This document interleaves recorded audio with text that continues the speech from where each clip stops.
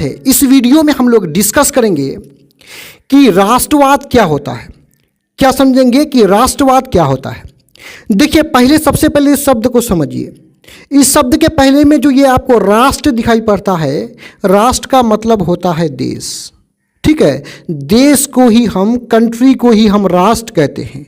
अब राष्ट्रवाद की यदि शाब्दिक अर्थ समझें तो किसी के अंदर राष्ट्र की भावना होना, राष्ट्र के प्रति प्रेम होना, राष्ट्र के प्रति लगाव होना, यानी राष्ट्रवाद एक प्रेम है, एक भावना है। और ये किसके प्रति है? राष्ट्र के प्रति है।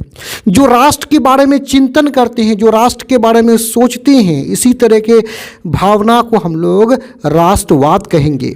आइए इसके उत्तर में देखते हैं कि परिभाषा में क्या क्या है दिया हुआ। उत्तर: राष्ट्रवाद राष्ट्र के प्रति प्रेम और लगाव की एक भावना है। स्पष्ट रूप से राष्ट्रवाद एक भावना है। यहीं पे आप याद कीजिए, राष्ट्रवाद क्या है? एक भावना है। और ये भावना किसके प्रति है?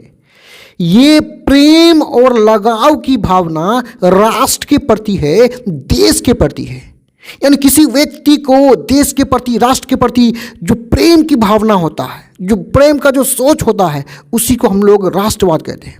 आगे देखिए, ये एक ऐसी भावना है, ये एक ऐसी भावना है, ये का मतलब राष्ट्रवाद एक ऐसी भावना है जो किसी विशेष भौगोलिक का मतलब होता है, भूगोल का मतलब जमीनी स्तर पर, स्थान के स्तर पर।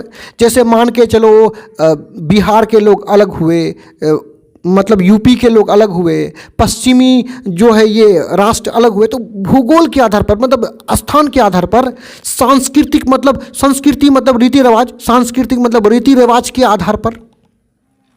तो सांस्कृतिक, सामाजिक का मतलब होता है समाज का।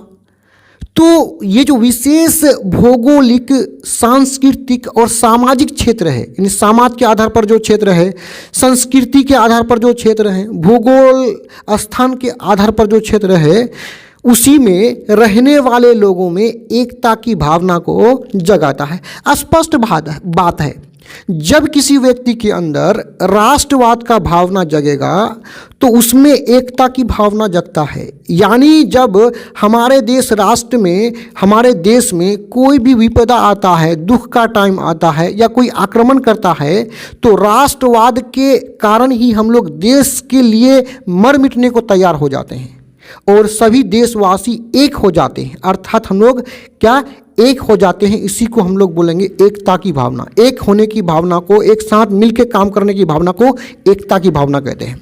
तो यहाँ पे ये वीडियो समाप्त होता है। डिस्क्रिप्शन में और भी वीडियोस के लिंक है। वीडियो देखने के लिए आपका धन्यवाद।